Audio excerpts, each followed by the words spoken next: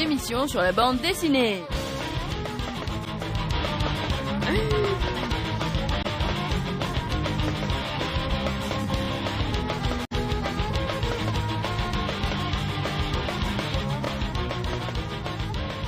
Moi, dans ma vie, je veux de la BD. Saga Sparadrap, on continue avec Saga Sparadrap, donc l'émission. La très bonne nouvelle, c'est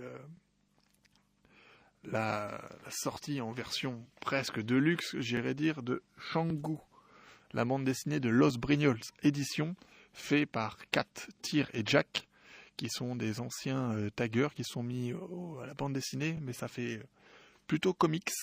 Et là-dessus, nous avait déjà présenté l'épisode 1 des Sous l'orage, l'épisode 2, Si la foudre d'abord accable les coupables, épisode 3, L'orage rajeunit les fleurs.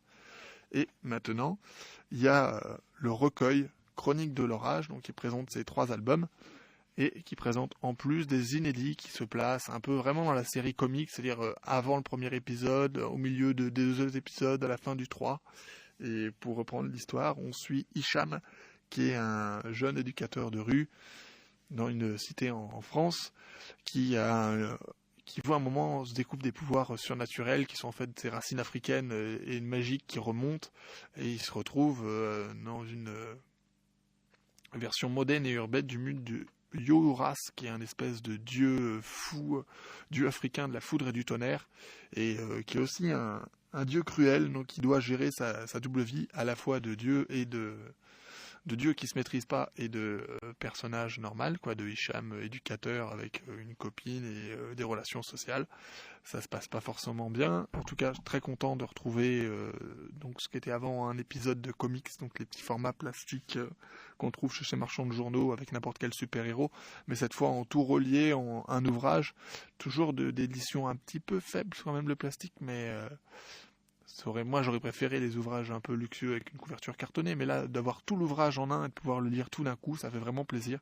Si vous voulez découvrir plus sur Shang-Gu, écrire S-A-2-A-N-G-O, et ça c'est distribué par Macassar, qui est un petit distributeur. Vous pouvez retrouver sur son site, il y a vraiment plein de petites maisons d'édition qui sont distribuées par eux, ou sinon cherchez Shang-Gu sur internet, là vous trouverez. Après, ils sont vraiment de la culture cité et rap, donc ils sont vraiment diversifiés sur comment vivre avec ce héros, parce que ça leur prend beaucoup de temps, hein, c'est 3-4 ans de boulot pour produire tous ces épisodes et ce personnage. Ils ont bossé avec des gens qui font beaucoup de rap, en fait, à mon avis, ils font des pochettes de disques aussi. Donc il y a des chansons sur Shang-Gu, il y a aussi des fonds d'écran, des posters, ils ont vraiment diffusé plein de trucs. Ils font aussi comme ça la plateforme, le héros, la BD et les produits dérivés. J'ai pas vu les petites peluches, les petites figurines, mais bon, qui sait.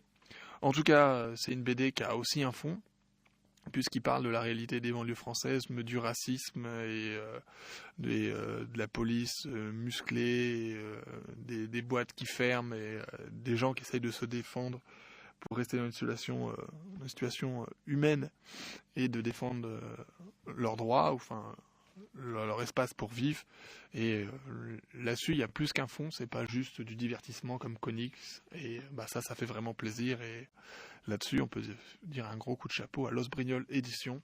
Mais filez ça plutôt que filer des Superman ou des Spawn à vos enfants et gamins. Allez acheter ça plutôt qu'autre chose. Ça vaut vraiment le coup.